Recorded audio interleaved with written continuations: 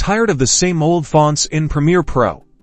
Let's dive into how you can add new ones. Absolutely no Creative Cloud subscription needed. First things first, you need some fonts. Head over to a website specializing in free fonts. There are tons of options out there and you can find them easily for free. Look for a font you like and click the download button. Make really sure you have the permission to use it. Once you download the font, it's usually going to be a zipped folder. Find the downloaded file on your computer, probably in your downloads folder. Double-click, open it up, and you'll get a folder of fonts. Extract the file. Now, find the font file itself.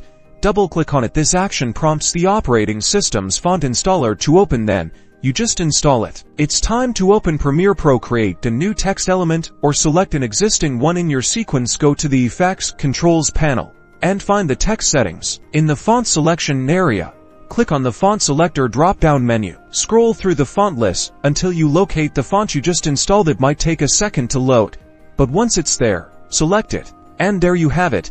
Your newly added font is now ready to use within your Premiere Pro project. Experiment away and make your videos stand out.